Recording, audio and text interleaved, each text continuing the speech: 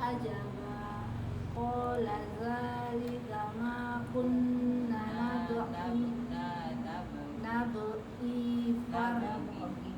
نبغي فارتد على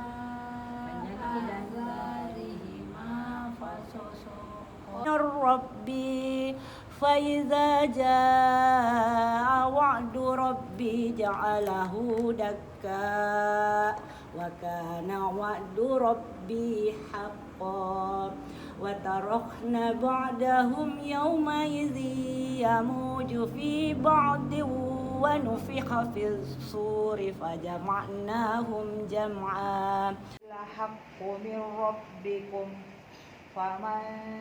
شاء فليؤمن ومن شاء فليكفر إنا أعتدنا للظالمين نارا أحاط بهم سرادقها وإن يستغيثوا يغاثوا بماء كالمهل يشوي الوجوه بئس الشراب وساءت مرتفقا إن الذين آمنوا وعملوا الصالحات إنا لا نضيع أجر من أحسن عملا أولئك لهم جنات عدن تجري من تحتهم الأنهار يحلون فيها منهم أحدا وأوردوا على ربك صفا لقد جئتمونا كما خلقناكم أول مرة بل زعمتم أن لن نجعل لكم موعدا ووضع الكتاب فترى المجرمين مشفقين مما فيه ويقولون يا ويلتنا ويقولون يا ويلتنا ما لهذا الكتاب لا يغادر صغيرة ولا كبيرة إلا أحصاها ووجدوا ما عملوا حاضرا ولا يظلم ربك أحدا وإذ قلنا للملائكة اسجدوا لآدم فسجدوا إلا إبليس كان من الجن ففسق عن أمر ربه أفتتخذونه وذريته أولياء من دوني وهم لكم عدو بئس للظالمين بدلا ما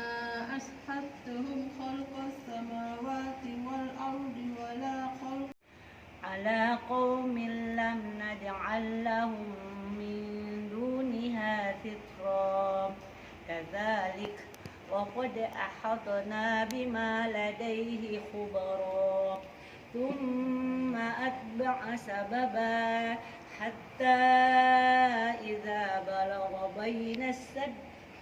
حتى إذا بلغ بين السدين وجد من دونهما قوما لا يكادون يفقهون قولا قالوا يا ذا القرنين إن يأجوج ومأجوج مفسدون في الأرض فهل نجعل لك حرجا على أن تجعل بيننا وبينهم سدا قال ما مكني فيه ربي خير فأعينوني بقوة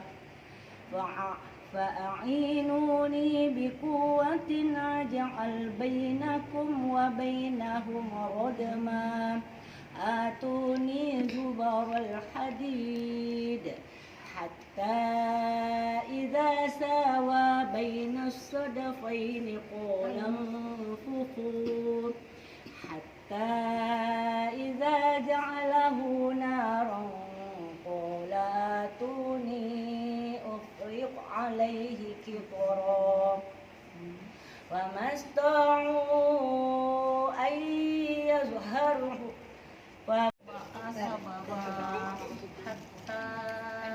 إذا بلغ مغرب الشمس وجدها تغرب في عين حمئة ووجد عندها قوما